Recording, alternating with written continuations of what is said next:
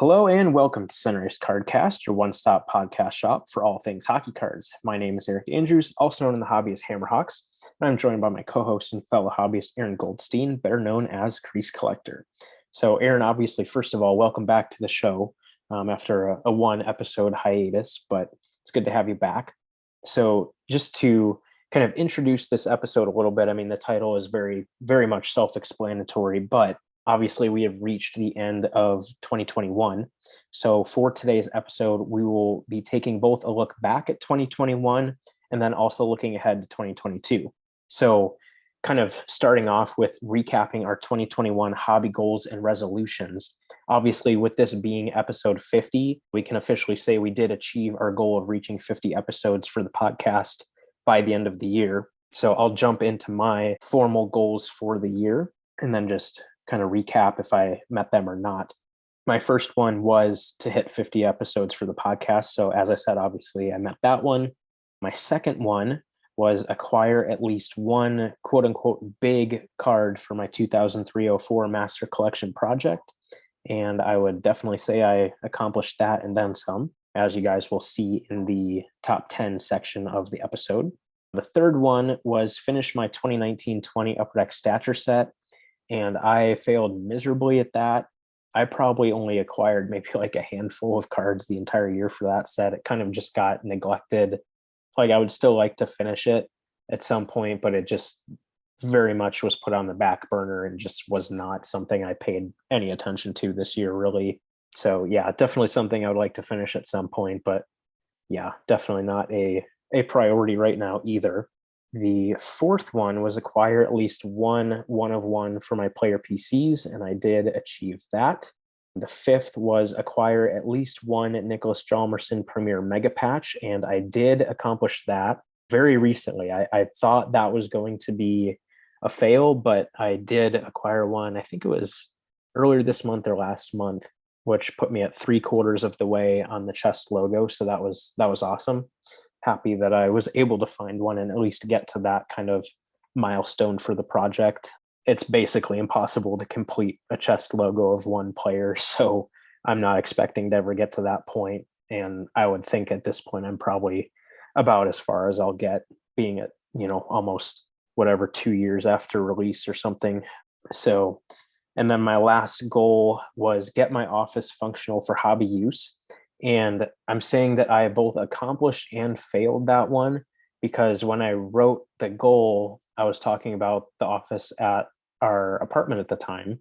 And I did get that functional for hobby use, but then we moved into our house earlier this fall, and my office is definitely not where I want it to be. So it was initially a success and then kind of a fail. But given how I intended for the goal to be, I would have to say that I did accomplish that. So that's my 2021 hobby goals and resolutions and how I fared with them. So, Aaron, why don't you go through what you had in mind for this year and see how you did?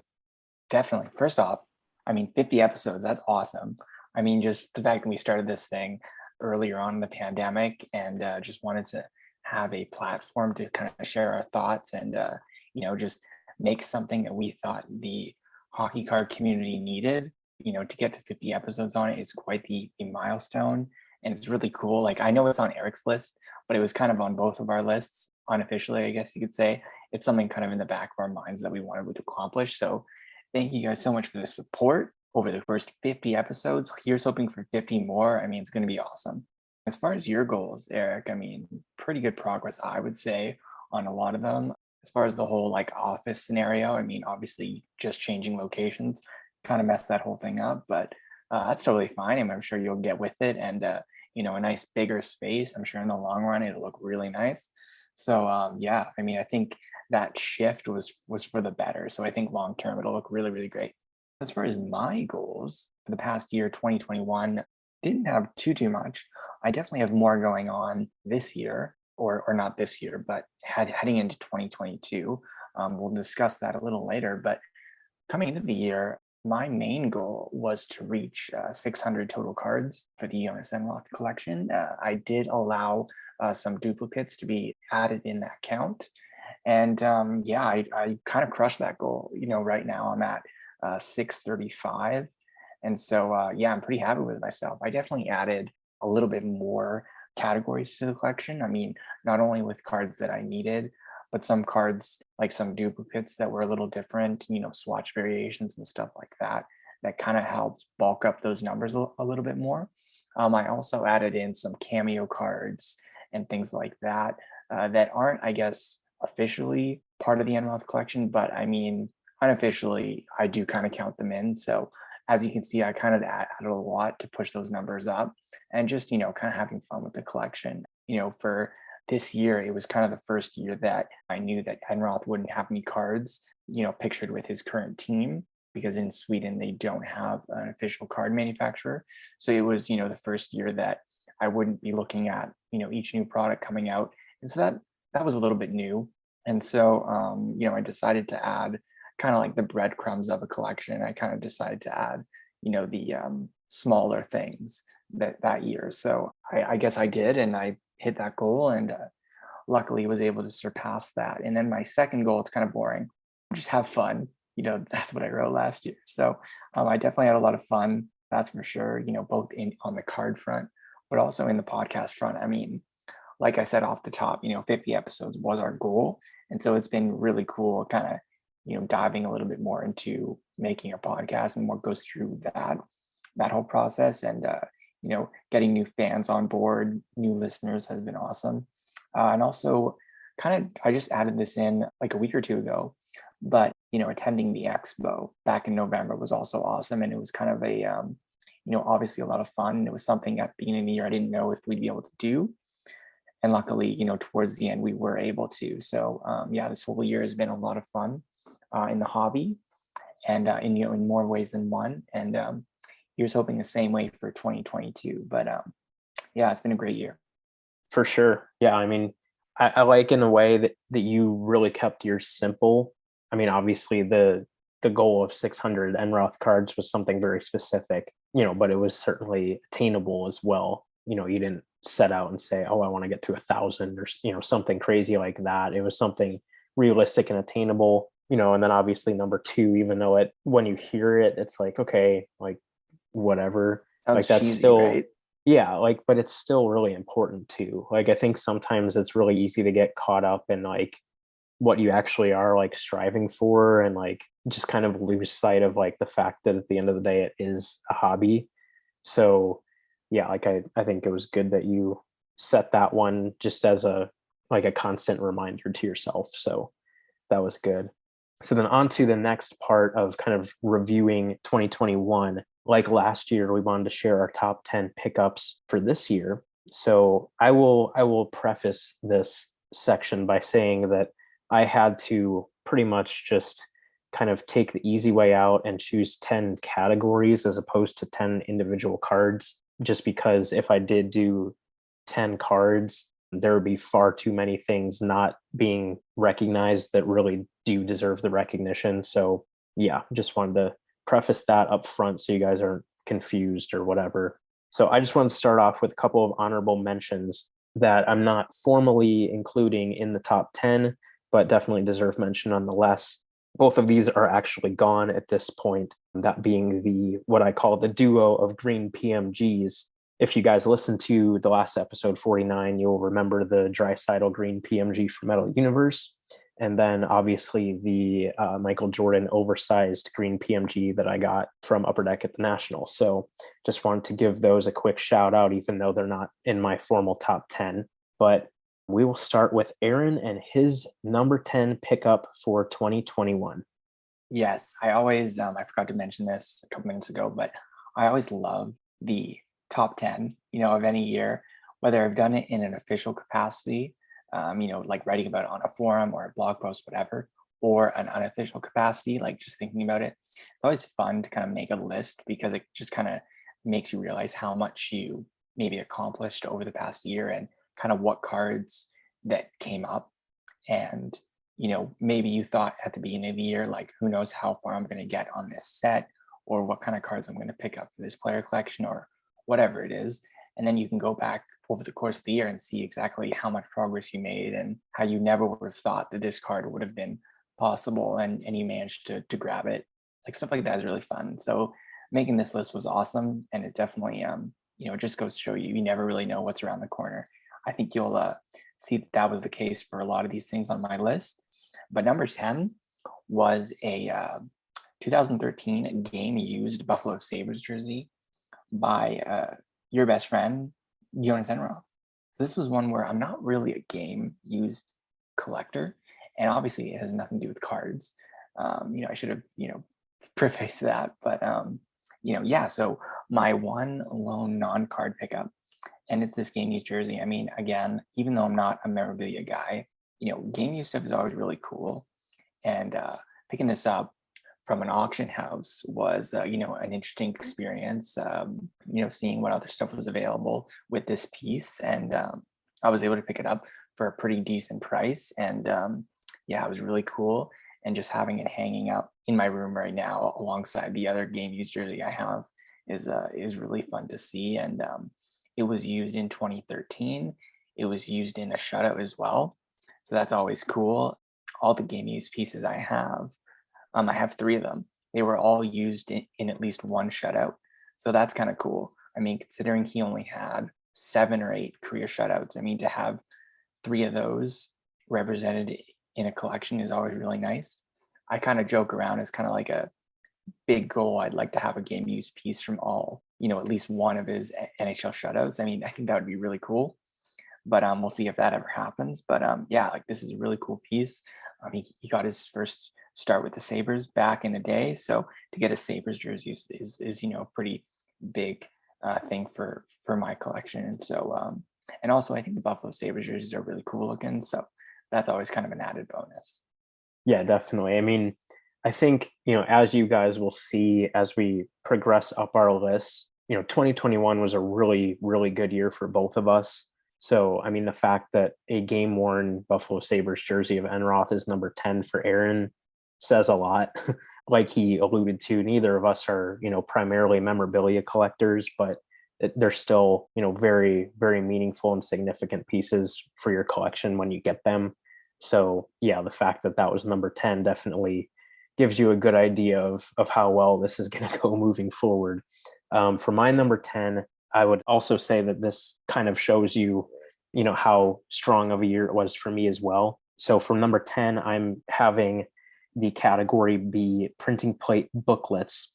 And I got them one each of Ryan Dzingel, Jacob Slavin, and Nicholas Hjalmarsson this year, with the Hjalmarsson being autographed. And for comparison, I had a Hjalmarsson booklet and a Slavin booklet as number 8 on my list last year. So not only did I add a third into that, and one of them was autographed, but then it moved down to just barely squeaking in as opposed to being a little higher on the list. So yeah, starting off for me is the trio of printing plate booklets from the Cup. I've said it in the past, but I just love the printing plate booklets. I think it's such a phenomenal idea. And I think the execution, both times that they've been done, but this year especially, was just really, really well done. So definitely kudos to Billy and his team on those for sure. They're really, really cool cards. I'm typically really not a big booklet guy. Like I would rather have one individual card. But yeah, just the concept of having all 4 plates held within one piece is just a really cool concept. And yeah, I've really enjoyed tracking them down whenever I can get them. So being able to pick up 3 this year for my PC was obviously, definitely a really exciting thing, because like I said, I do really enjoy the cards. Even if they're not the most valuable thing or anything, they're just really cool. So because of that, I had to be sure to include them in my list for sure. So that does it for number 10 for both of us. So Aaron, do you want to jump to number 9 for you? Definitely. I mean, as far as your printing plate stuff, it's always really cool when someone else picks up some plates. And I know for you, again, like you alluded to, it's not really your thing, but like it kind of says something though, like you picking up a printing plate, on purpose and really gunning for them, like just kind of shows you how good they are.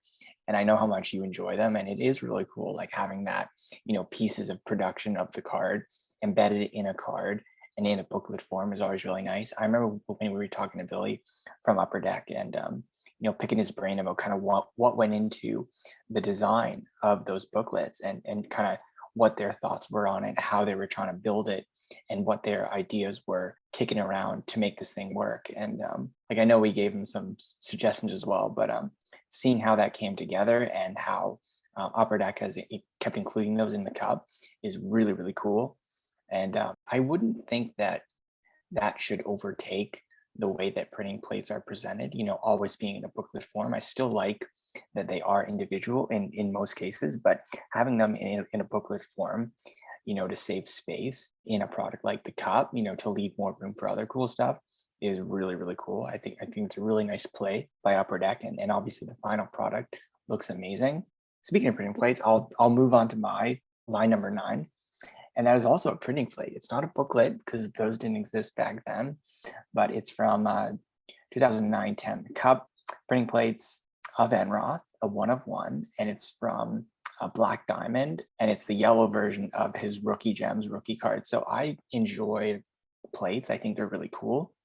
And to get a plate from, the Black Diamond Rookie Gems is really nice. I really enjoyed that card when it was in circulation back in the day. I really enjoyed, I guess, the old Black Diamond. I kind of wish it was still around, but to have, a version of his Rookie Gems in a plate version is really, really cool. So that's my number 9. And it's kind of funny how we just finished talking about printing plates. Yeah, very true. Very true. It was a fitting transition there for sure.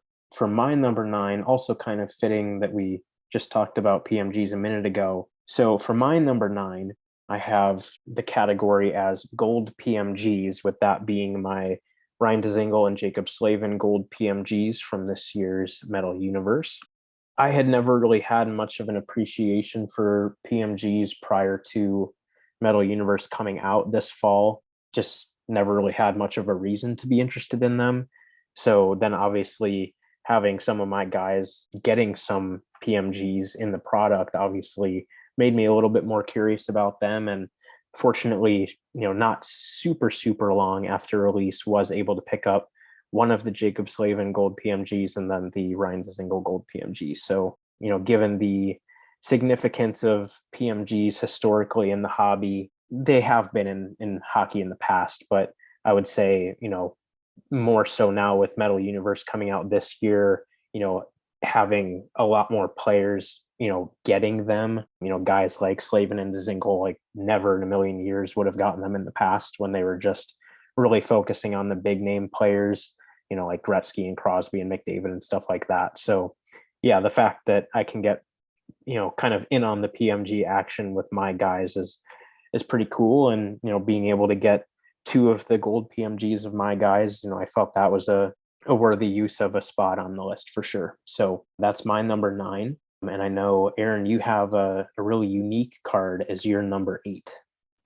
I do. I mean, it's not as cool as a gold PMG. I mean, I think if Upper Deck continues Metal Universe, I think this first reincarnation of these cards is going to be kind of significant. And obviously with the golds, I mean, they hadn't done that before. And so to get if this product does become like a multi-year thing, to get the first run of, the gold PMGs when they were first released, I think it's going to be such a cool thing to look back on. There's cards that, whether it be in our own collection or whether it be, just cards in the hobby. And we saw this, this perfect example with PMGs. It's cards that we don't fully appreciate in the moment, but then years later, you kind of look back on. Even, old 90s junk waxer, you look back on those cards and think, man, like these were kind of cool. And so I think with, this new version of these PMGs, I think in a couple of years' time, you're going to look back on those cards, with, some extra, nostalgia. And I think especially the gold 1 of 1s, it's going to be awesome. So, I mean, huge congrats on picking those up this year, but also huge congrats in the future for looking back on them and smiling. I think it's going to be cool. Like I'm kind of jealous. I wish I had a PMG gold version to look back on, but that was awesome. So anyway, I'll get on to my number 8 pickup here. It was cool and it was unique. It was a 2021 Leaf sketch card 1 of 1. I know, right? Something different, of Jonas Enroth on Örebro, which is his current team in the SHL in Sweden. The artist that I got connected with His name is Matt Stewart. He has done a bunch of card art for a number of different companies in official capacity. Chances are, if you've pulled an art card from Upper Deck, Leaf, some Marvel stuff too, chances are he's designed it. It's his art has been, I don't want to say a staple, but definitely something that's been included in as far as the recent art, I guess, trend in the hobby. So I know he's been busy during the pandemic, doing a lot of official work, but also some custom pieces. And that's exactly what this was. I posted on Twitter a while back, asking if anyone did some card art. And then Matt replied saying like I do. And then he showed me like some of his work, and he asked me if I would want one for my collection. I said, yeah, of course. And he provided these AP cards, he called them. And so they were artist proof cards that the artist could only get from the card companies when they would do work for them. And so they would fill these out and submit them to the companies so that they could make sure that this art was, I guess, it represented the league and the player a certain way. And so that art would have to be cleared before actually being printed on a card. And so he had a bunch of these blank artist proof cards laying around. So he was able to, do a custom card for me. So it is on official Leaf card stock. The front has the logo, the back has the, logos and the writing on it, stuff like that. It is an official card. He just kind of put his art over that, as a part of his custom series. So that was really, really cool. And it gave me kind of a new card to add in 2021. So that was a really cool piece. It's not my first art card, but it's definitely my first custom art card where you can kind of choose what you wanted. And Matt was kind enough to create this awesome work of art. So shout out to Matt, and Google Matt Stewart if you want to check out more of his stuff. I'm sure his website will come up. So yeah, definitely a really cool piece for the collection, no doubt. Yeah, absolutely. I mean, I think, we both kind of developed a larger appreciation for art cards this year. So yeah, I mean, they're very cool cards for sure, and as unique as it gets. Speaking of cool, my category for number 8 is cool memorabilia cards. So these, I would say, are just kind of like more so just like random cards for my collection, not players I collect or anything, or not from 0304, but just pieces that when I saw them, I just said, I want to have these in my collection just because, like I said earlier, they're really cool. So the first one being the card that I got in the trade from Ryan Dempster earlier this year, that being the Connor McDavid in the game used jumbo sock. And then the second one being from President's Choice game used from the Lace 'em Up subset of Alex Ovechkin. So just two really unique and very cool pieces there for sure. I mean, McDavid, obviously, just the fact that I was trading with Ryan Dempster was really cool, but you also don't really see sock used too much in cards, I feel like. So that was pretty cool. And then obviously, Ovechkin's yellow skate laces are just iconic. So the fact that I was able to pick up one of those, again, going back to the category, was just really cool. So yeah, keeping it short and sweet for my number 8. Aaron, on to number 7. Yes, number 7. I mean, first off, Ryan Dempster, like making a trade with him, former MLB pitcher. I mean, we had him on the podcast a while back. So obviously, finding out that he loves cards is really exciting. So the fact that you made a trade with him is really, really cool. He also sent, some autographed cards our way as well, which was really appreciated. Down to my number 7 pick, a little different, so for all those people who, don't want me to talk about Enroth cards all the time on the podcast, this one is for you. I picked up, and this is one of my most recent additions, actually. If you're following me on Instagram, you might know this one when I posted it, but it was the 1951-52 Parkhurst hockey card of Chuck Rayner, and he was a goalie for the New York Rangers. So that pickup was kind of a spur of the moment. I was actually walking around the expo in November, and I saw, a bunch of vintage cards, and I went over to this one booth. And first off, I do have a small vintage collection, and I do have an even smaller, vintage goalie card collection. And so, I went over to this person's booth, and I was going through some cards, and he had a bunch of loose, ungraded, just loose cards from the 51-52 Parker set.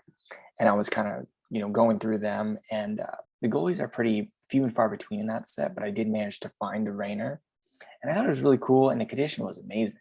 But I decided, you know what, it wasn't worth that money, and so I decided to go on eBay a little bit after the show and picked up a PSA 1 copy, which all in I got it for a really cheap deal. I think like $20 or something. It was really awesome.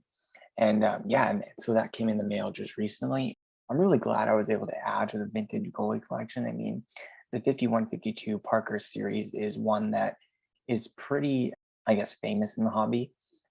As much as people want to talk about the, C55s and stuff like that, the 51-52 Parker set is one of the best, I guess, vintage sets.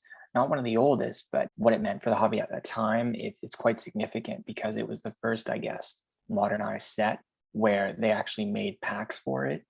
It wasn't stuffed inside cigarette packs or anything like that. It was, actual packs that were made for these cards. And so that kind of started the movement of a hockey card industry, which hadn't been seen at that time. And so that kind of paved the way for the industry to develop the way we see it today. After 51-52, there wasn't a break in hockey cards after that, which I feel is awesome. So this set kind of started it all.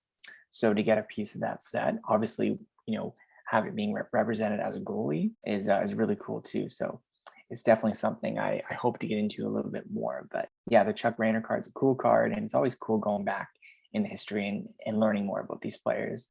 Fun fact, he is, I don't know if he was the first, but at least the second or third goalie to enter into the Hockey Hall of Fame with a losing record, which I thought was really neat. So, you could lose a lot of games, but still be so good that your teammates and your peers can still vote you into the Hall of Fame. And even though you lost a lot of your games, I mean, I think that's pretty cool, being recognized in the game as one of the best to ever play, even though the stats might not say so. So yeah, that was a really cool addition, and hoping for more of the same in 2022. Yeah, absolutely. I mean, like you said, I think that set is just iconic within the hobby, not only just because of the significance of what the set actually was at that exact time, but also, looking back on it so long after the fact. I mean, you have the rookie cards of Gordie Howe, Terry Sawchuk, Maurice Richard.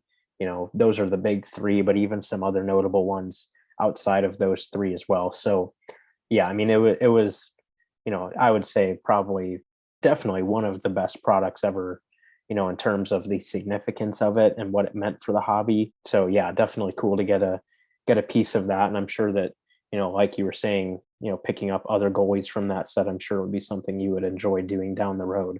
For my number 7, very much different than 51-52 Parkhurst. It's actually a trio of Chicago Blackhawks 1-of-1 cards. Very different cards, but all special in their own way nonetheless. That being the Colin Delia, the Cut Black rookie 1-of-1, a Michel Goulet stick handle card from President's Choice, and then one card that I would say, honestly, just in terms of like coolness factor and just like what it means to me, I guess, like I would say is one of the favorite cards I got this year, that being the Tony Esposito equipped card from President's Choice. Yeah, like I said, definitely very different and unique cards in their own right, and just, compared to each other. But yeah, just really cool cards. I really do like the two from President's Choice in particular, just such beautiful cards in person. And then obviously, a Cut Black 1-of-1 of anybody is a big deal, but I do kind of have a little bit of a Colin Delia collection. He doesn't have too many cards, so I don't consider him to be like a guy that I hardcore collect or anything, but having the opportunity to get his Cut Black 1-of-1, I just had to go for it. So that's my number 7. And sticking with the theme of 1-of-1, Aaron, on to number 6. Yes, number 6. I mean, to mention your previous pickups, I keep going back to your pickups before I mention mine, but that Colin Delia one, the Cut Black 1-of-1 is really cool. I mean, like anytime you can pick up a Cut Black 1-of-1, it's so cool. So that was awesome. When you told me you picked that up, I was like, oh man, like any player, like that's awesome. It's just so fun seeing another collector pick up that sort of a card. But anyway, on to my number 6, back to the Enroth stuff. So for number 6, my choice would be the 2020 President's Choice Solitaire 1-of-1 of Jonas Enroth, and it comes from a very different set. It's from the Highlights set, and so that set was built by Dr. Price specifically using the suggestions on the Hobby Insider forums. And the Hobby Insider forums, the abbreviation is HI. So he decided to give us collectors the chance to suggest some names for that set.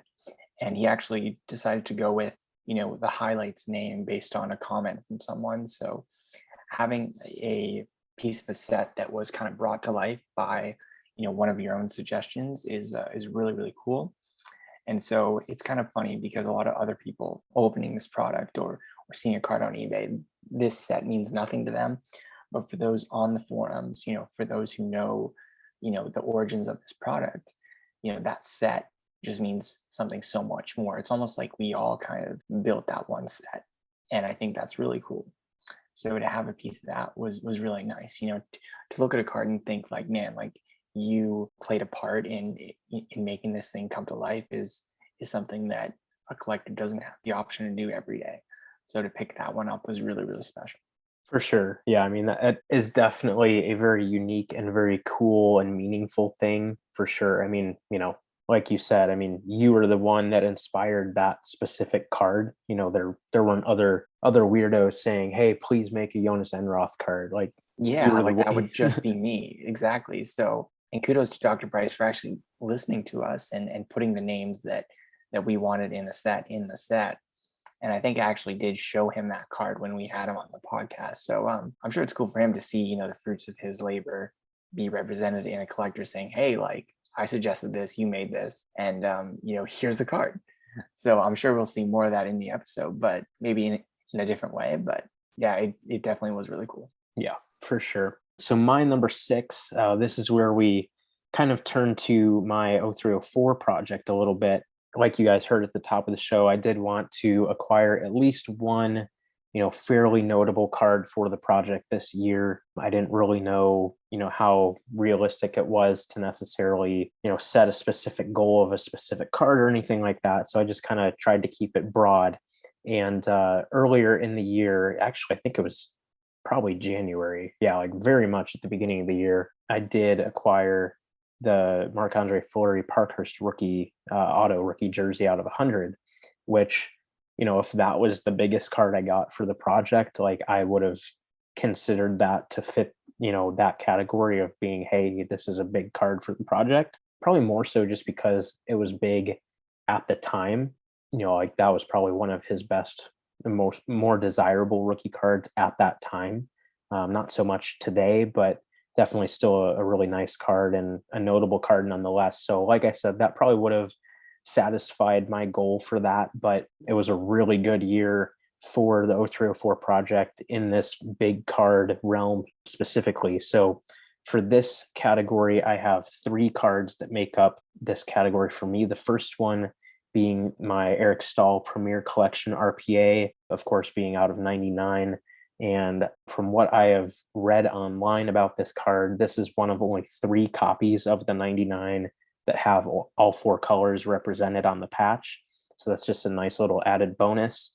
The second one, which you guys saw recently, being the Eric Stahl Wayne Gretzky Rookie Update Dual Auto out of 199 that I got from our good buddy Craig Schufelt. And then the third one, also one that you guys heard about recently, going back to Premier Collection, is the Bergeron Premier Collection RPA out of 199. So yeah, I mean, if you had told me at the beginning of the year that I would have gotten those 3 cards all within the same year, I don't know that I would have believed you, especially the Bergeron and the Stahl Gretzky, I would say, are 2 of the more notable cards from the year. So to get both of those out of the way within 1 year was awesome. And then the Stahl Premier RPA is still a really big card in its own right. And then the fact that it is kind of a pretty rare version, so to speak, having 4 colors was, definitely a really enjoyable card to get too. I mean, it would be one thing to get, a fairly boring 2-color patch or something, but for Premier specifically, I've really tried to focus on getting as nice of patches as possible. So being able to get one of those 3 that do have all 4 colors was just a really exciting thing for me for sure. So yeah, I think that's all I have to say about mine. That's awesome. I know you grouped them together, but I would have to go with the Gretzky auto, as the number 1 for that grouping. I mean, the Gretzky was Stahl. I mean, like, yeah, it's Stahl, but I mean, like anytime you can get a Gretzky auto, that's awesome. Like, I don't have a Gretzky auto. So I mean, like, that's awesome. I'm going to go with and choose for you and think that that's the best of the grouping, even though you group them. But I mean, you can't go wrong with either of them. I know that, no matter which way you split it, 1, 2, or 3 doesn't matter. Those cards, especially for a giant set collector like yourself, I think those are huge additions. So, I mean, that's awesome. So going on to my next pick here, this one's a little bit of a different one. I never really would have thought that I would ever have this card on, a top 10, but this one's probably going to catch a lot of people off guard. But my number 5 pick this year was 2008, 2009 OPC blank backs of Mike Mole, which probably, I think one listener last time I mentioned him did, speak up and say, oh yeah, like I remember that guy.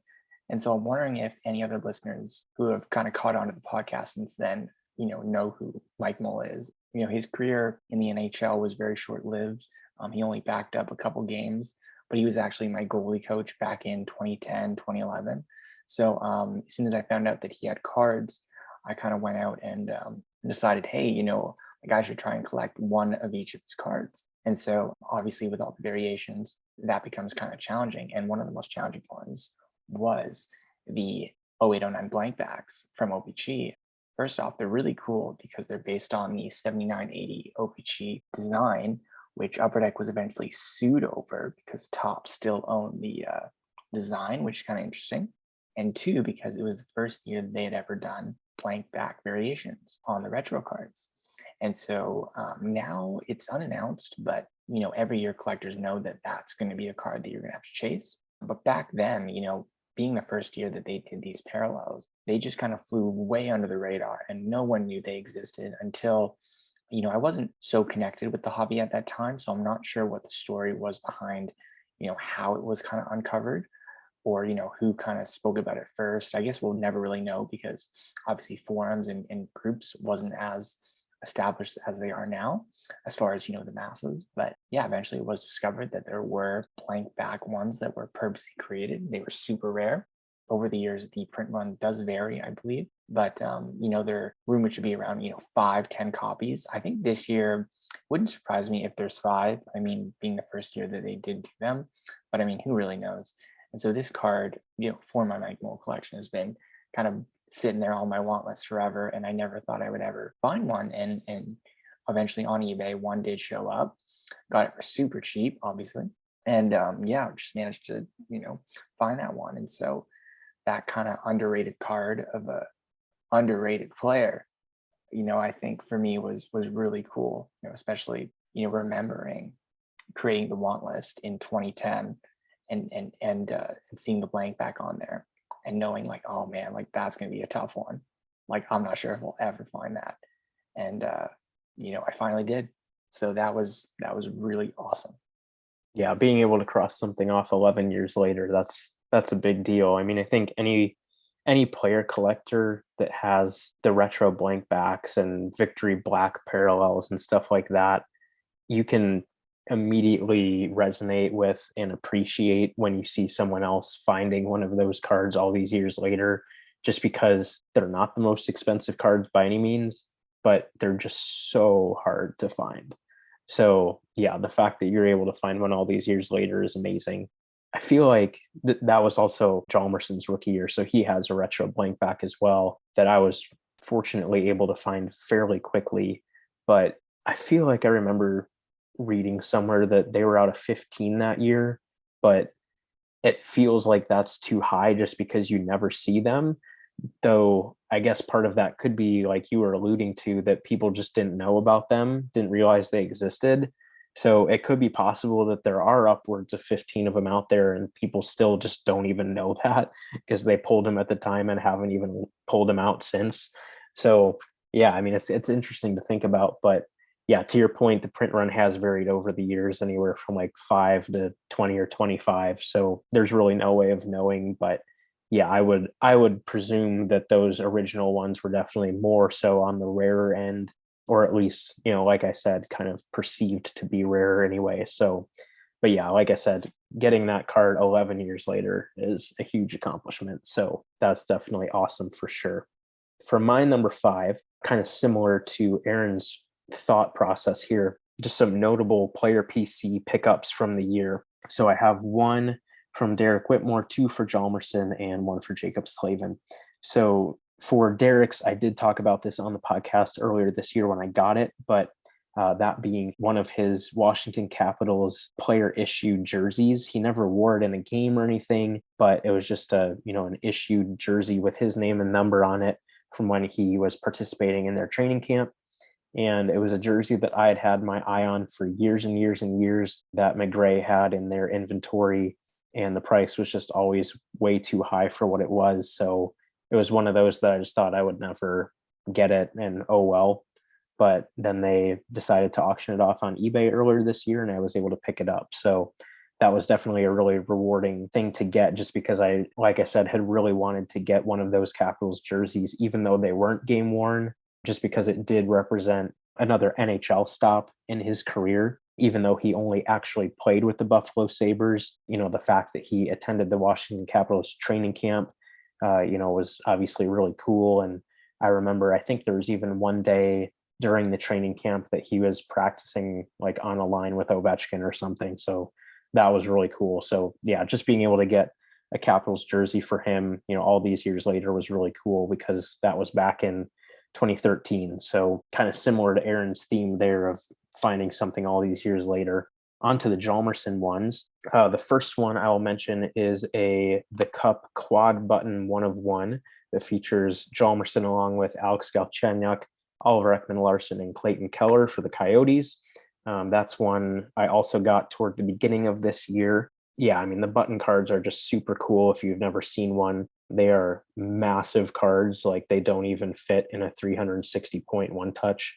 So yeah, they're just really cool cards. And the fact that I was able to find it was obviously awesome. So I do now have all of the quad cards with the tag, the patch, and the jersey to go along with the button, tag, patch, and jersey of the trios as well. So that was obviously a really meaningful pickup. And then the other Hjalmarsson is the SP Game used jersey number 1 of 1, so to speak, meaning it's number 4 out of 4 from this year's SP Game used.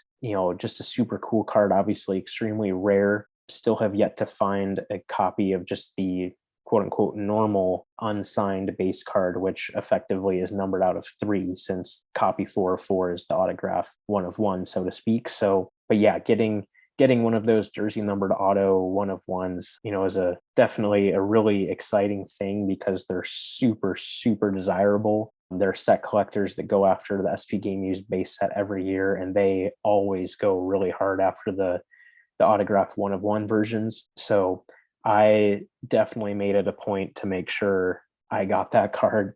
I think it was actually the most I've ever spent on a Hjalmarsson card, surprisingly or not surprisingly, but like I wouldn't consider it to be the best Hjalmarsson card out there, or even just the best one that I own. But yeah, it costs a lot, but I'm definitely glad that I have it because it's a really cool card. It's a beautiful card. I know we talked with Billy back when SP Game Use came out, that they really put a lot of effort into the base design and using really nice foils on them and everything. And yeah, the card in person just pops so nicely. So yeah, being able to tie all of those aspects together into one Hjalmarsson card was really, really awesome, and glad that I was able to get it.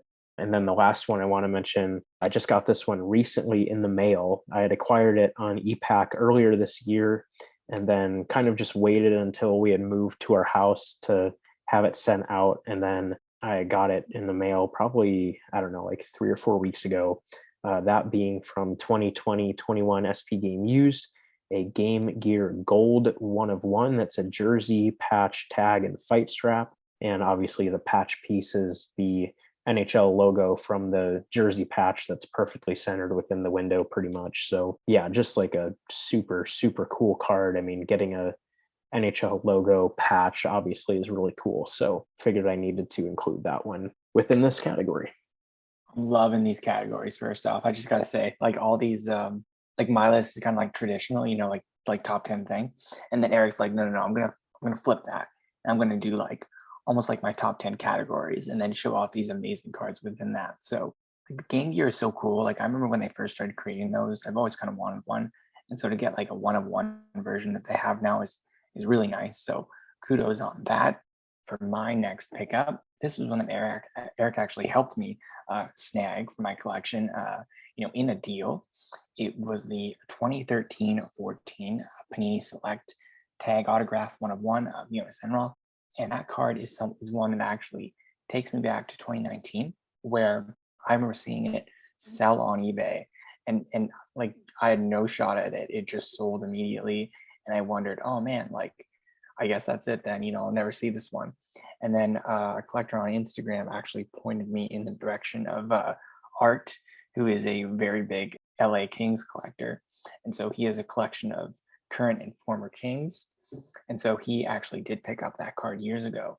And so Eric had done some dealings with him. So they were able to work something out and bring this card into my collection. So thanks again for that deal and helping me add that. And yeah, as far as the card goes, it's one that I kind of wanted for a while there. I mean, as much as we all want every card that we see on our want list, I mean, I'm sure there's a couple that stick out more than others.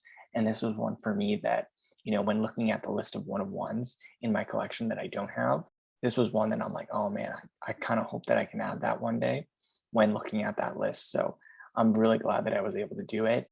As far as specific memorabilia pieces, he doesn't have very many tag cards. And so to get, a tag card finally in this collection is it's pretty cool, and it definitely rounds things out very well.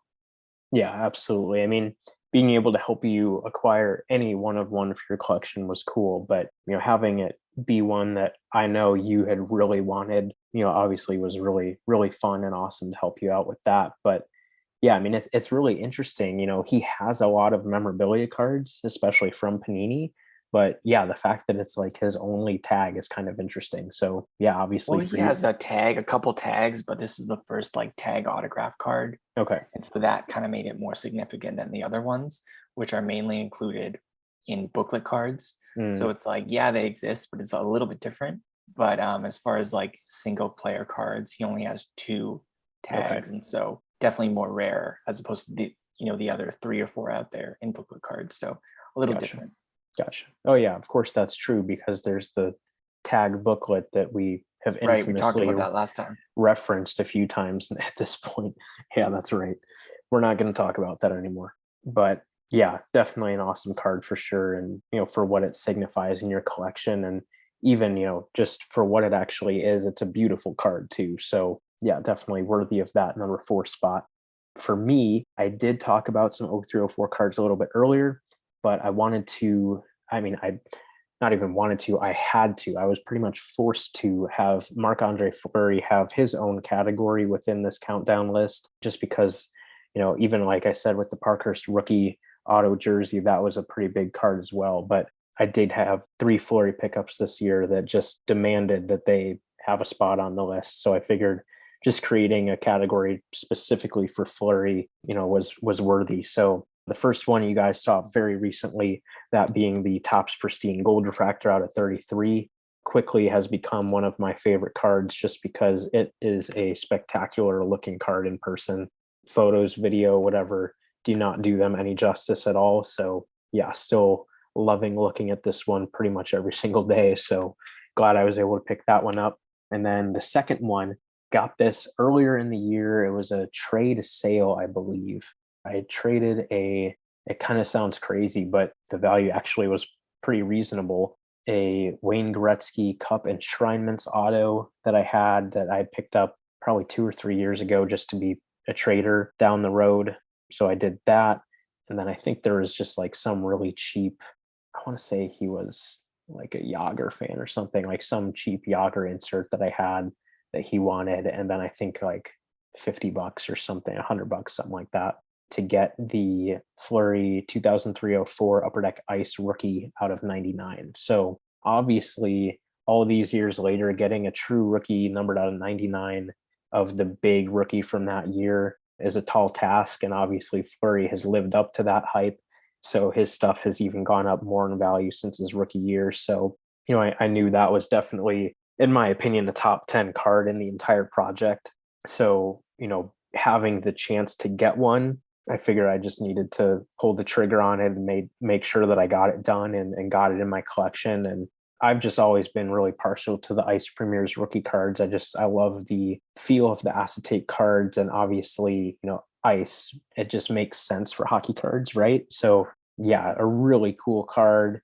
And I do really like the design from that year too. I feel like that might be the one year of ice rookie cards that looks the most like actual ice. There have been some other years that also, had that kind of look, like I know 0506 did as well, but probably not quite as pronounced as 0304 did.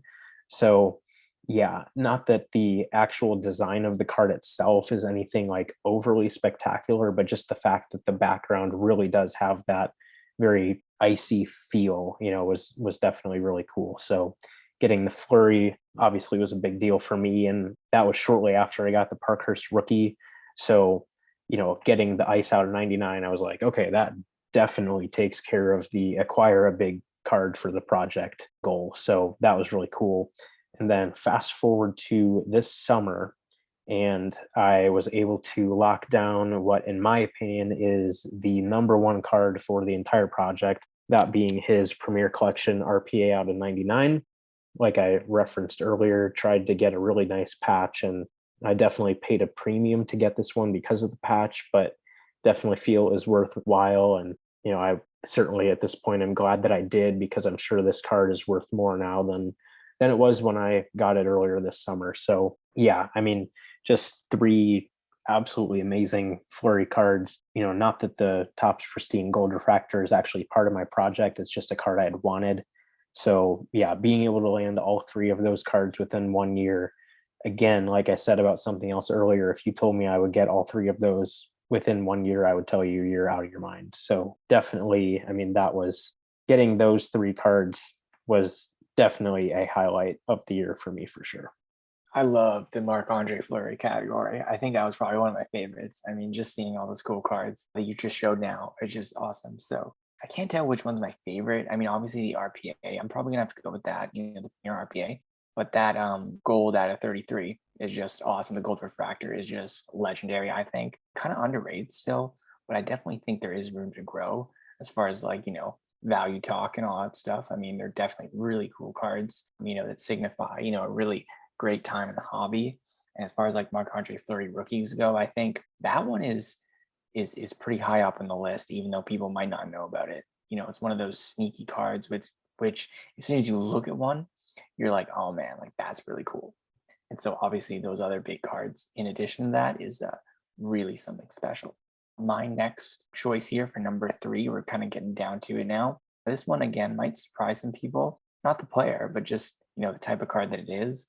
It is a 2007, 2008 Soder Talje SK team issued card of Jonas Enroth. So for those who don't know, Soder Talje, hopefully I'm pronouncing that right, is a team, or they have a team based out in Sweden there. And it was a Swedish Hockey League team, and they were up in the A division back in that time. I don't think they are anymore, but at the time they were. And so this card is obviously a pre-NHL card of Enroth. And so it was one that, although it's in the top three, it is because I didn't know it existed coming into this year.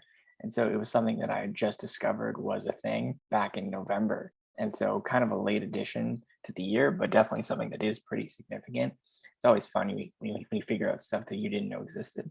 So I am a sucker for team issued cards, for European stuff, although they might be printed in pretty large amounts. I mean, a lot of them don't come up for sale like you would, say a standard Upper Deck card. And so to have the opportunity to purchase one is actually really cool.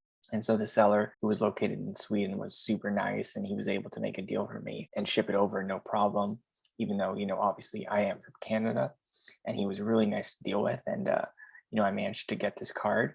And so a little bit of background about how these came to be. I'm not sure the actual, origin story, but I believe, to my knowledge, from what he told me, there's a grocery store there called ICA. And it's kind of like, the president's choice, I guess you could say, up here in Canada, the grocery stores here, or the Loblaws or something like that. So that grocery store chain is pretty notable in Sweden. And so these cards were distributed in the local supermarket, I believe. And so I'm not sure in what capacity, but they also might have been distributed through the team as well, maybe through, an autograph signing or something like that. So to add something like that is really cool. They are slightly oversized, which makes it a pain to store. But other than that, they're really, really cool. And this copy is actually signed by Enroth. And so when I posted a picture of it on Instagram, Enroth actually commented back and said, "Oh man, I haven't seen this one in a while." And so that was really cool. And so he shared it with his followers as well on his story. And same thing with his brother as well. So I thought that was really awesome. So, to have that connection there was kind of funny. And, I commented back saying, when I picked this card up, I was kind of wondering, would he even remember these things? And turns out he did. So, also proving the legitimacy of these cards, I guess. Not that I needed any, but that was also a really cool thing too. So yeah, number 3, an old team issue that, in most people wouldn't really, give it the time of day. But for me, it was something that I didn't even know existed. So I thought that was really cool and definitely deserved a top 3 spot on the list for 2021. Yeah, no doubt. I mean, some of those team issue cards are just like nearly impossible to find, even for North American issues. So I cannot even imagine how difficult some, European team issue cards can be. So especially from that long ago too. So yeah, that's definitely, even though it isn't overly valuable, isn't overly exciting in terms of, oh, there's not, a patch or anything like that. Like it's still a really significant card just for what it actually is. And then like you said, the fact that Jonas commented on Instagram and shared it and stuff, like that's obviously really cool too. So definitely a unique one there. For my number 3 category, I would say this is probably as unique as it gets for my list. That being because they are cards of a player that you will never see yourself or never own yourself, probably because they're of me. They're my custom cards that I had Dr. Price make for me earlier this year, the triple memorabilia and then the equipped card. Obviously, really meaningful cards to me, like I explained recently in episode 48. But yeah, I mean, I just could not justify not having these in the top 10, even though obviously they're not NHL cards or even cards of a relevant player whatsoever. So yeah, just really cool cards and obviously really meaningful to me. And like I explained previously, something I had been wanting to do for many, many years. So to have it come to fruition and actually be able to hold these cards in my hands, was obviously definitely a highlight for the year for me for sure. Yeah, I love those cards. Like I remember, like first off, the designs are really cool. We've seen those designs Dr. Price using in the recent past. So to get those designs, one of them which you had a hand in actually bringing up again and kind of instilling the confidence in Dr. Price, being like, okay, yeah, like let's bring this back. That being the triple memorabilia set, which you actually did complete the original run back in 0304, I believe. And so to have that addition to your set is really cool, along with the Vezina triple memorabilia that you picked up also the year before that. And so that was really cool. I was just kind of wondering now, as you were talking, if you were to frame this set one day, would you include the Vezina and your own card in there as well? And I know there was a Crosby that was made as well that wasn't part of the original run, but you do kind of have that as part of the official, set.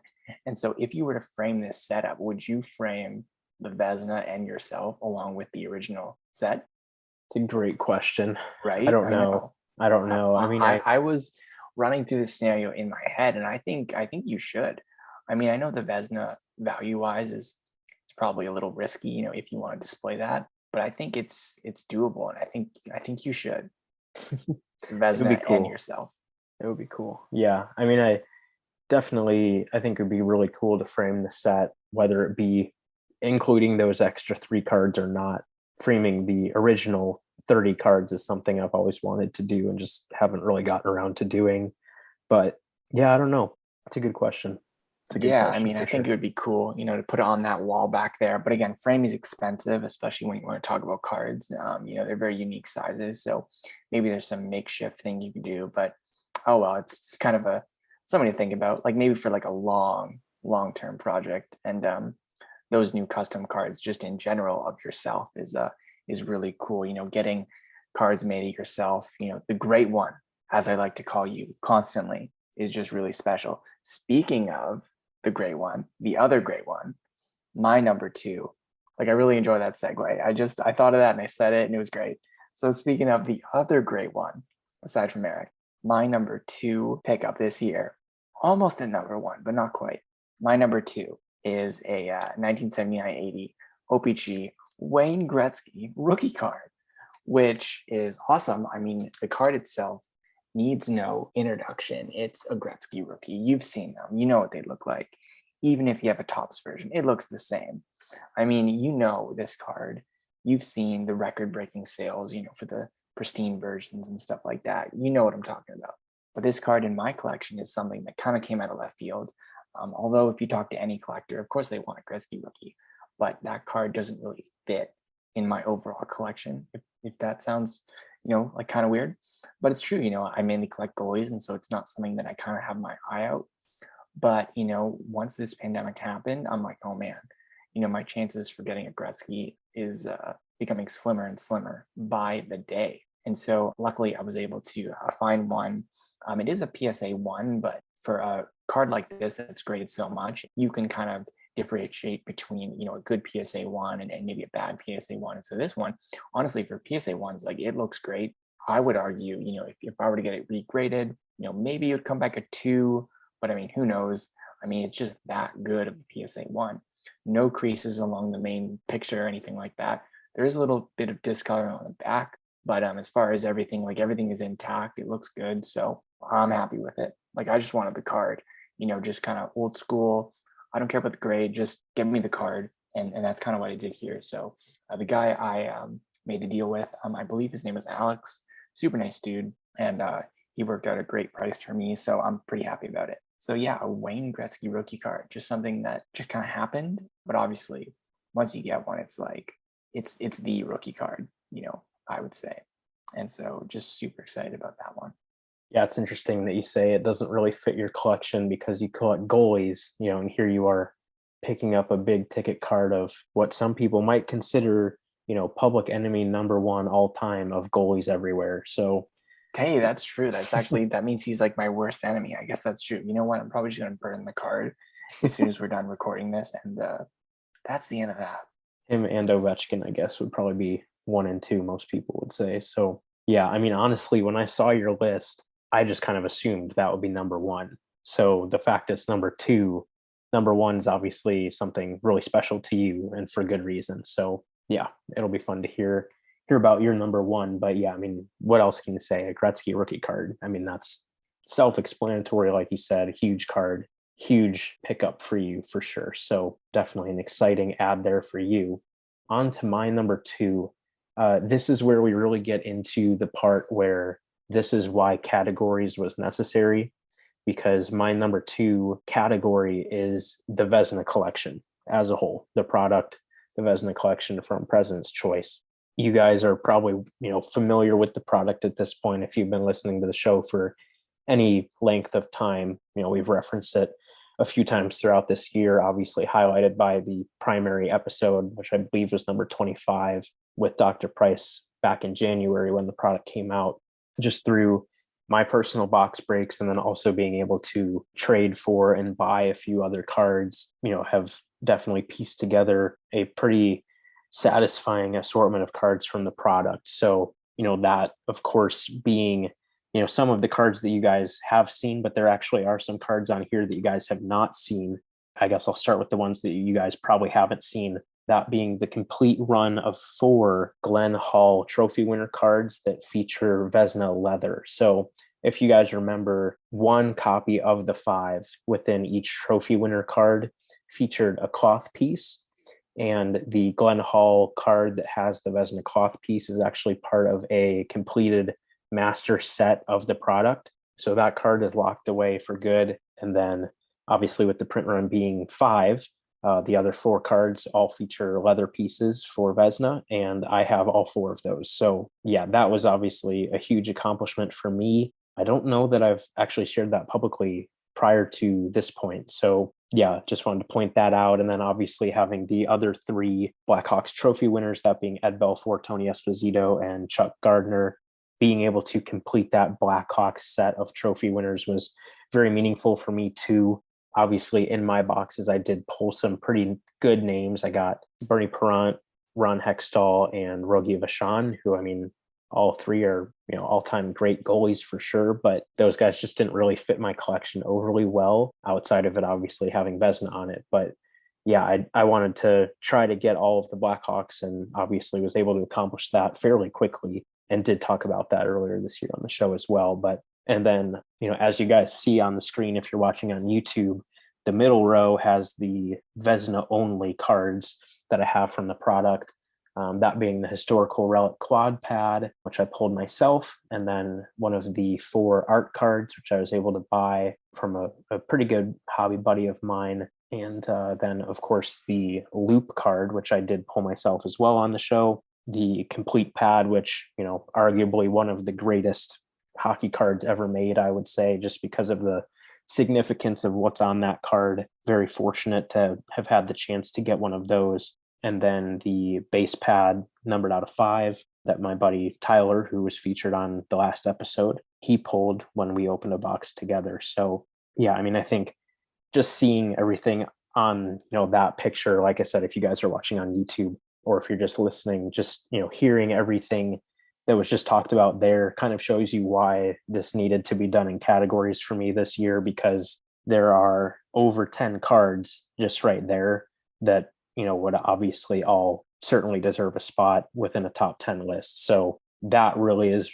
what kind of triggered the, necessity of using categories. So yeah, I mean, the Vezina collection, we've said it multiple times on the show, but the best hockey card product ever made, in my opinion. So yeah, just being able to have that assortment of cards from that product is certainly something I never dreamed, I would ever own anything like that. So that's my number 2. And, again, the fact that that assortment of cards is number 2 just goes to show like how absolutely amazing this year was for me. So yeah, definitely one of my best hobby experiences ever has been, collecting this product. So yeah, definitely deserved a high spot on the list for sure.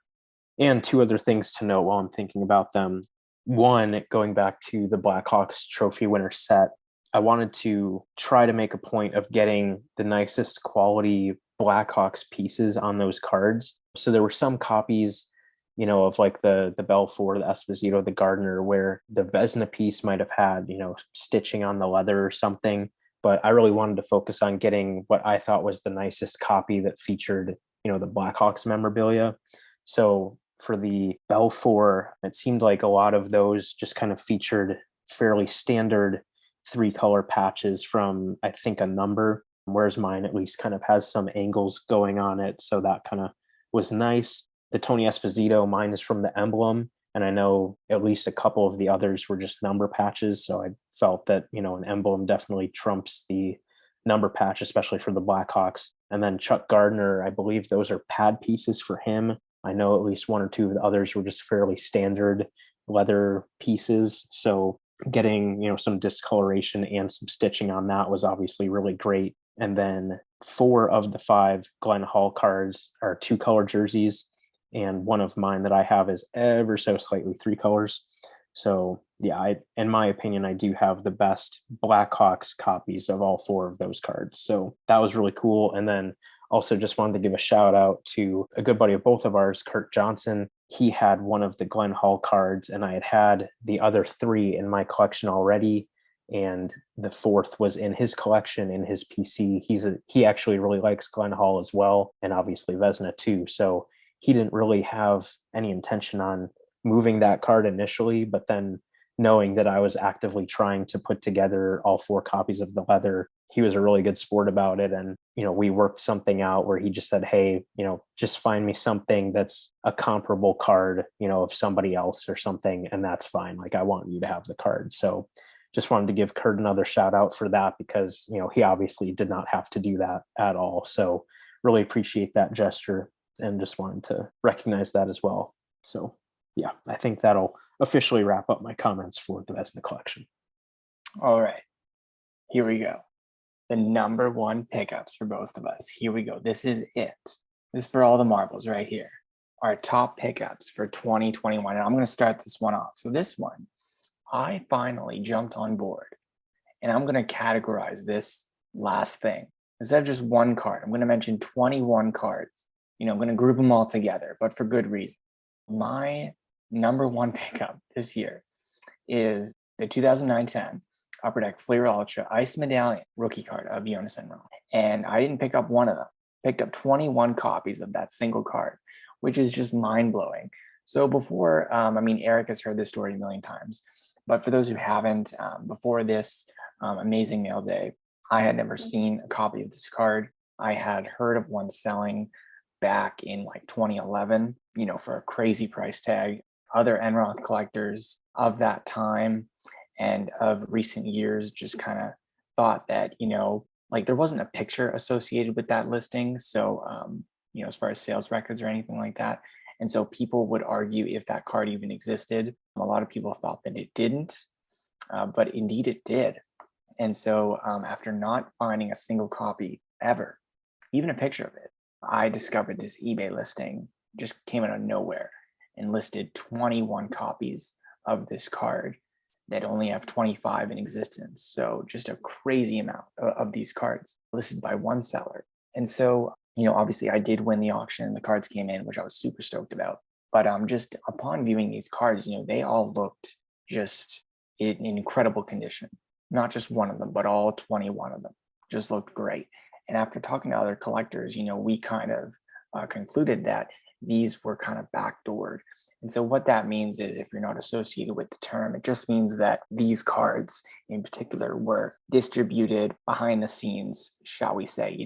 As far as hockey cards go, the majority of cards are distributed in packs and then out to collectors all around the world. And so these cards were meant to do that, but for whatever reason, they were not inserted into the product like they should have been, which was common at the time, the late kind of 2000s. Upper Deck did kind of send out, I guess, these cards in bulk for replacements and things like that. I've heard of a couple other sets going out that way, and I suspect that this is one that probably had the same fate, where they realized their error and said, well, we got to get these cards out there somewhere or the other. And so let's just, kind of give them away and get them out there. And so for whatever reason, these might have sat in a warehouse, they might have sat in one person's collection, maybe with a former employee, whoever. But eventually these did make their way to this bulk seller, and he did make them available. So really glad he did, because I didn't really mind picking up 21 of them. I got them for I think $2 a piece in total, which is quite a lot. Like I didn't want to pay that much, but considering you get 21 cards, I think it's a really good deal overall. My first thought was to piece them all out and make a fair bit of money on them, but and keep one. But I decided, you know what, I'm just going to keep them all and try and go for the full run of 25 cards, which I've never seen that done. I've seen 5 cards, I've seen 10, I've seen almost 15, but I've never seen, a card out of 25 and someone collect all 25 copies. Like that is just unheard of. So to have 21 of them is also kind of unheard of too. And so, for me to get that all in one swing was just amazing. So just happy to have just one version, let alone over 20. So I'm going to keep my eye out to see if I can find, the other 4. We'll see if that happens, but who knows? So that is safely number 1 for me. Kind of cheating a little bit because it's 21 of the same cards, but I think the story behind that is really cool. I've heard of this happening, like I said, but I've never been involved with it. And so to have 21 cards that were kind of uncirculated all make their way in my collection, considering it was one of the top ones in my collection for so long now, for many, many years. I mean, there's 1-of-1s, there's cards, out of 4 out of 5, but this card out of 25, it looks awesome. I think the Fleer parallels are really well done. And so it's just one of those cards that it's not always about print money. It's just different factors go into each and every card. And this was one that, I've always kind of wanted. And so to have, one, but also, an additional 20 is just unreal. So that's why that deserves, the number 1 spot. Landing 21 white whales in a single day is just, it's something that I can safely say will never happen again. So that's my favorite pickup this year for 2021. And boy, was it ever a good one. Yeah, no doubt. I mean, it's like you said, that was a white whale for you, for all of these years. And, I think honestly, even if you had just found one copy of that card and acquired it, it probably still would have been like top 3 on your list. I mean, like it would have been high. Yeah, like probably 2. Maybe I would have put it at 1 just because, but yeah, easily top 3 for sure. Like probably in the number 2 spot, but definitely not number 1 if I just picked up one copy. But just the whole story behind it and them being uncirculated and to make their way to me 10 years later, just unreal. And just the story behind that deserves, the number 1 spot on its own. Yeah, no doubt. I mean, it's getting a story like that, I mean, you just don't really see or hear that stuff. I mean, it happens, like you said, and with other cards in the set that happened. But yeah, I mean, it's very uncommon that you hear of a story like this. So, regardless of what that card might be, but then the fact that it was arguably your top want, to cross that off the list in that manner was just like amazing. So yeah, like I said with the Gretzky, I figured that would be the number one, but it's hard to argue, the significance behind this story. It's hard to say that does not deserve the number one spot. So yeah, definitely an amazing accomplishment for you to get, to cross off just a white whale in general, but to do it in that fashion, obviously amazing. So yeah, definitely deserving of that top spot for sure. And for my number one, you guys, if you have been following the podcast for any amount of time, you probably already know what it is, especially given what number two was and the fact that if that's number two, what could beat that? So, in my opinion, this is probably the best card. Well, not even probably. This is, in my opinion, the best card that I own. Probably will be the best card that I ever do own. I have a very difficult time imagining that anything could top this. So, and I'm just saying what the card actually is. I mean, yeah, you could go get a Gretzky OPG PSA 10, and yeah, value wise, it trumps this, but I would honestly still rather have this card than a Gretzky PSA 10, which some people might that's saying say, something. That's saying yeah, something. Like, some I know what the people, card is, but that's saying something. yeah, some people would say that's dumb. And I mean, yeah, you could just have the Gretzky sell it and then buy this and a whole lot of other stuff. But I don't know. To me, this is a lot cooler than just a Gretzky PSA 10, because there are so many Gretzky rookies out there, not that are PSA 10, but at the end of the day, there are thousands of Gretzky rookies out there, and it is ultimately just a piece of cardboard. Whereas, this is one of the more unique things that, you'll ever find in terms of a hockey card. So, and it's well documented on this podcast, but in my opinion, and it's just my opinion, people would certainly disagree with this, but in my opinion, this is probably the number 4 hockey card ever made, which I understand is a very bold statement, but yeah, I think just the significance behind it and what it actually physically is just truly a piece of history. And, we say that a lot about cards, and even on the back of a lot of memorabilia cards says like, enjoy your piece of hockey history. And oftentimes we don't really think about that or like, say, yeah, like this actually is hockey history. But when you hold a card like this in your hands, that piece of history aspect of it, it hits you right in the face. You know this is a historical piece that I'm holding in my hands. And fittingly, the name of the insert set is in fact called Pearls of History. So just to play along with that concept. But yeah, without further ado, my number one pickup for this year, and like I said, probably my number one pickup for the rest of my life, honestly, which is perfectly fine with me, is one of the George Vezina Pearls of History pad buckle one of ones from this year's Leaf Pearl. So yeah, like I said, I mean it's nearly impossible to beat that. So yeah, if I never get anything cooler than that, that is perfectly fine with me. And truly honored to own something like that. As it stands right now, there are only 4 Vezina buckles out on the market. So being lucky enough to be one of those 4 owners, truly is a humbling thing to be able to say. So yeah, I think that, certainly is deserving of my top spot. And yeah, definitely a card that I'll cherish for the rest of my life for sure. No big deal. It just gets a Vezina buckle, George Vezina buckle. I mean, I think we talked about this with Brian, and I don't think he was able to confirm. And so this is a rumor, but I believe Vezina's gear, more specifically his pads, I believe that was the only set he ever wore. It was rumored, and so who knows if it's actually true.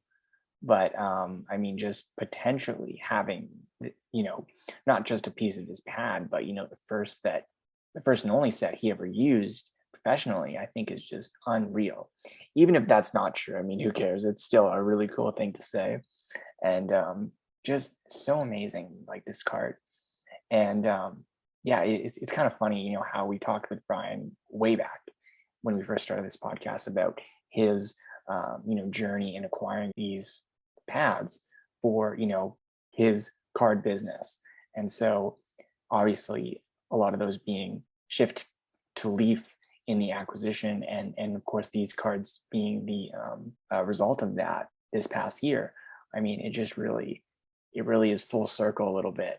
And just like you said, a true like piece of hockey history. Like that's awesome. That is so, so, so cool. I remember this other story. It was through Wikipedia again, so don't really take it, from me. But I believe when Vezina found out that he wouldn't play again, which is kind of sad, he actually did go to his stall when he was going to go see the team play, and they had actually set up a stall with his gear, and he actually kind of looked at his gear and then like started to cry because it was obviously a very emotional time. And so to think about, I mean, it is a really sad story, but to think about that he viewed his gear, and as a goalie myself, I really do enjoy my gear. And so as a goalie back then, I think it was no different, him viewing his gear and really appreciating it, and appreciating the game and being so emotionally connected to it. Having pieces of that in cards now is, I think, really cool to be able to share that with collectors. I know people might have difference of opinion as far as, vintage memorabilia on cards and kind of, chopping those up, but which I totally understand. I totally understand it. If you have a game used collector, I totally understand that viewpoint. But I digress. It is a really significant piece of hockey history, and like Eric was saying, arguably one of the best cards ever made. I mean, when you want to take value out of it, like take the industry out of it, just in terms of cards, I think this is, again, like one of the best cards ever made, just based on, the look of it, the player, the memorabilia, the whole story around everything. It's unreal. It's unreal. But yet it is very real, if that makes sense. So it's real. It's in his collection, and that's awesome. I mean, such a cool card. And I'm so glad it's in your collection. I mean, it's just amazing. It's just that cool. And I'm probably blabbering on about this, but it's one of those cards that you're just like, how is that even possible? It's just that cool. So I'll just leave it at that. Yeah, no, I really like the point that you made about, kind of coming full circle with Dr. Price. When we first had him on the show, I believe that was like summer of 2020, the first time we had him on. I did have one Vezina memorabilia card in my collection that I had acquired, I think either in January or February of 2020. So before we even conceptualized the podcast, I did have one. But, when I had gotten that card, I was like, okay, I got a Vezina memorabilia card, like awesome. Like I'm good. Like, yeah, maybe one day getting a pad card would be really cool too, but I have a Vezina memorabilia card. Like that's awesome. And then us having the pleasure of quote unquote meeting Dr. Price and having him on the show. Both of us had actually met Dr. Price in person prior to that, but it had been a while, and I don't know if he remembered either of us, but from when we actually met in person. I know I met him, I think it was in 2011 at the National in Chicago. So I'm sure he didn't remember me from back then, especially I was just a teenager at that point. So, but yeah, I mean, the fact that, we were able to form that relationship with him, and, hearing him talking with us, about the background story of getting the Vezina pads and, what went into that, and making that first set in 2001 be a player memorabilia and all of that, and then coming up with the idea for the triple memorabilia card, with Dr. Price and that experience, and then that kind of leading into the Vezina collection at the beginning of this year. Yeah, it's been quite the journey, for me. I mean, if you told me a year and a half ago that I would have all of these Vezina cards, honestly, my reaction would just be why? Like, why would I have all of those? Like, there's no reason for me to have all of those. Financially, makes no sense. Doesn't really fit my collection at all, based on what I collected at the time. But yeah, I think just like forming that connection with Dr. Price, and then really quickly developing an appreciation for the significance of that memorabilia. I mean, it's one thing to have really cool Crosby and McDavid and Ovechkin memorabilia cards. It's even one thing to have really cool Gretzky memorabilia cards. Like if you have a really sweet Gretzky patch, like that's really cool. And like one card I would love to have at one point is a really nice Gretzky patch card, like an Oilers emblem or something. Like that'd be really cool. But you think about like how many of those there are out there. Gretzky wore probably hundreds of jerseys throughout his career. And, these guys nowadays, certainly go through tons and tons and tons of jerseys every single year. So there isn't quite as much of a unique and special factor to any memorabilia that could be considered even somewhat modern. So, even if you just went back and, took an average goalie back in that time, not that he was average. I mean, he was a really good goalie at the time, but even like Patty Moran, who played for the Quebec Bulldogs, I got that pad card of him from In the Game Used earlier this year. Like that's a really cool card just because of how unique the memorabilia is, and you don't see that stuff every day. But, so you take that scarcity factor, pair it with the fact this is a guy who is truly a legend of the sport. The goalie of the year gets the Vezina Trophy. So, I mean, it's a pretty big deal, and obviously, unfortunately, like you were alluding to, Aaron, the fact that his life was cut very short and his career was even cut short as a result, kind of just adds to that significance factor of it too. So yeah, I mean, it's truly humbling, like I said, being able to own all this stuff, and, without a doubt, the pad buckle being the crown jewel of that collection for sure. So again, if you told me anything that I got within the buckle and Vezina collection, I wouldn't even know what to say. So needless to say, 2021 has been my best year of collecting in the hobby for sure. And I don't see it ever being overtaken just because of the sheer quantity and obviously quality as well. So yeah, that is our top 10 for 2021. It was a lot of fun going back, trying to figure out what to include and stuff. I'm sure it's the same for you, Aaron, too. Always really fun, looking back at the end of the year, reminiscing about what you picked up and the stories behind those cards too. So then transitioning now to the future, we've been focusing on this past year, but let's look toward next year. One thing that we both really enjoy, and I know Aaron specifically really enjoys, is setting hobby goals and resolutions for the upcoming year. So Aaron, I'm going to turn the floor to you for your 2022 hobby goals and resolutions. Oh man, like I said in the beginning of this episode, it's always fun to look back and see where you were at the start of the year and then what you're going to accomplish, and then seeing all these cool pickups that we were able to pick up, throughout the course of the year. And so now it begins. What do we want to do in 2022? So I've narrowed it down to 4 goals that I would like to accomplish. First off, get my Emerald collection to 700 total cards. So that's kind of like a little bit of a reach. I mean, I don't expect myself to pick up too much, but again, we'll see what happens. So right now I'm at 635, around there. So still, ways away, but with duplicate cards and stuff like that, who knows if I'll able to get it there, but we'll see what happens. Another one that I've been kind of working on for a while is to complete my Upper Deck 300 Win Club set. That's one that's kind of been on the fence for a while, been slowly trying to complete that. And I'm down to the Kiprusoff and the Belfour. I mean, both are from the original set from 12-13. So it's going to be quite the challenge, especially the Belfour, which has a crazy pack odds of like 1 in 16,000. It was ridiculously short printed that year. Just for a modern card to have that crazy of odds, it's unreal. Especially in an Upper Deck Series 1 product, just it's almost unheard of. So that is going to be a challenge. But at the very least, I would at least want to pick up, the Kiprusoff. I think that's sort of doable. And so hopefully, an opportunity arises to at least get that one. Another goal that I had, I kind of mentioned it briefly earlier, but is to expand, my vintage goalie card collection. It's one that I usually add maybe about once per year, but it's never one that I truly focus on, just because there's so many cool vintage cards out there and they usually are kind of, expensive. And so maybe if I can, time my buys right, hopefully I can add some older cards to this collection and, continue to unlock, the history of this position, through cards. I think that would be amazing. And my final goal is, once again, have fun.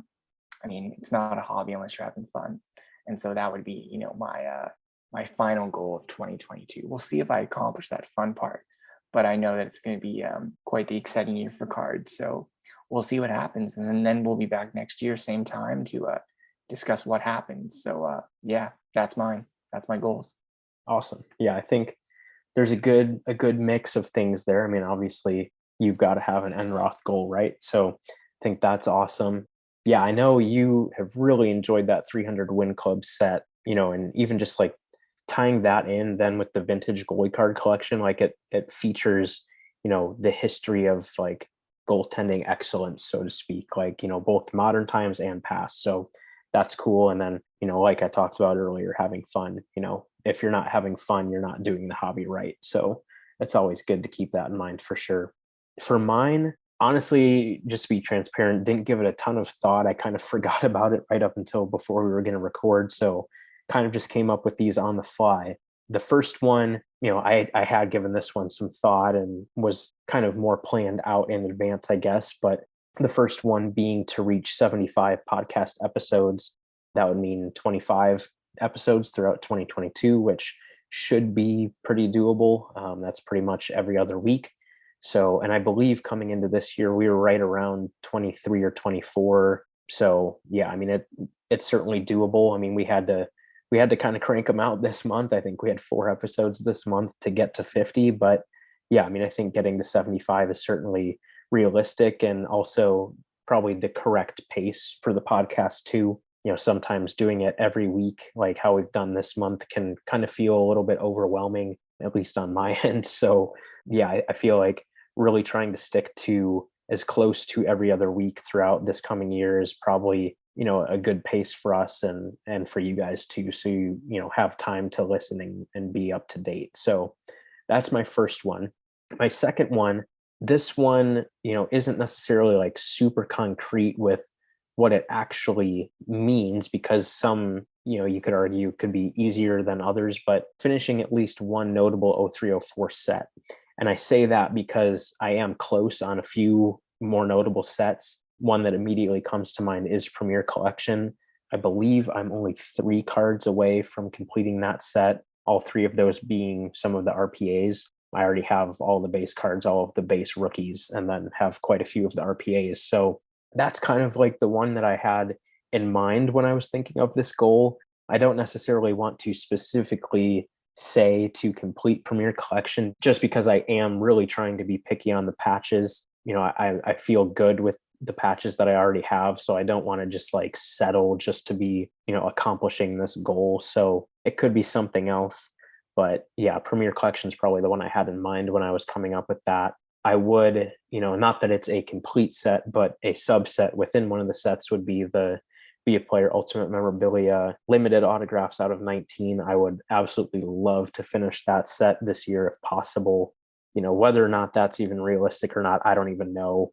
Again, that's why I didn't specifically list it, but I think I'm only 3 cards away from that at this point. Mario Lemieux, Yager, and Lindros, I believe, are the last 3 that I need. Also, I meant to say this earlier in the episode, but a huge shout out to our good friend Chris Pryor. He messaged me probably like 3 weeks or so ago, just saying, "Hey, you're working on that set, right?" And I was like, "Yeah." And he asked which ones I needed. I gave him my list of 5 at the time, and he was like, "Oh yeah, I have 2 of those." And I'm like, "Oh, sweet. Like, what do you need for them?" And he was like, "Oh, like, don't worry about it. Just give me your address to yours." And I was like, "Okay, like that's absolutely amazing." So I actually got these cards literally today. The Matt Sundin and Olin Nolan limited autos out of 19. Aaron will like this aspect of the story. I actually have both of these cards already, but they are not in their original sealed top loaders. So I did not consider them as cards that I had for my project, because I'm only collecting the ones in the original sealed top loaders. So I do now have those. Thank you very much, Chris. Really do appreciate that. That was extremely generous of you, and obviously means a lot to me, no matter what card they were, but those 2 especially, since I already had them, but they were, circulated. So those were kind of giving me nightmares for the last like year or so, year and a half. So yeah, the fact that you were able to come through super clutch for me with those was extremely, extremely meaningful to me. So I really do appreciate that. certainly well deserving of this shout out for sure. So just wanted to mention that. But yeah, back to the goal of completing one notable 0304 set, whether that is one of these two that I mentioned or whether it be something else. Basically, my thought behind it was just not a set that's like just like base cards, like a Tops or an OPG or even like a Series 1 or Series 2. Like, not that those are necessarily easy to do, but they're not like anything overly special either. Like I want it to be something, that definitely was something a little bit more difficult to do. So yeah, thought that would be an interesting and fun and also potentially challenging goal, something to kind of strive for. And then my third one, like I mentioned, kind of toward the top, is get my office at my house set up. That's going to be a process for sure, but I think it's certainly doable within 2022.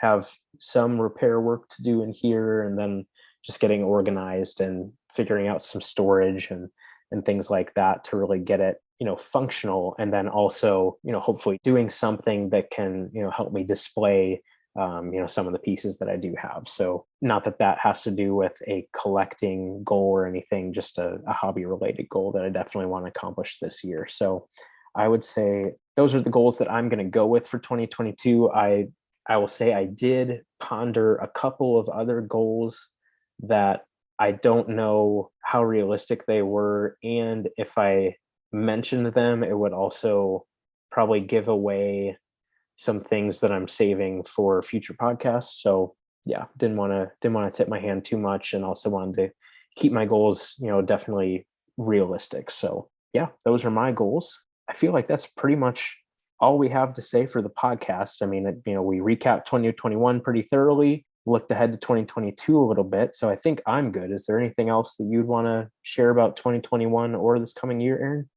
I'm good, but I mean, just to all those collectors out there, hopefully you had a good 2021, and I'm hoping that a lot of cool cards make their way into your collections in 2022, and we'll be here every step of the way. Absolutely, yeah. We certainly appreciate all of you guys that have been with us throughout this year, and everyone that has joined us along the way too. It means a lot to us that you guys stick around, obviously, and then follow along with what we're doing, both in our collection and also with the podcast. So really do appreciate your support and your interest in the podcast, of course, too. I know we say that a lot, but it really does mean a lot to us that, you guys do really enjoy what we're doing. Obviously it's not like we're making money by doing this. So yeah, just the fact that we know you guys are enjoying it, that's all the motivation that we need to be doing this. So yeah, I know we had a lot of fun on the podcast this year and definitely are looking forward to 2022.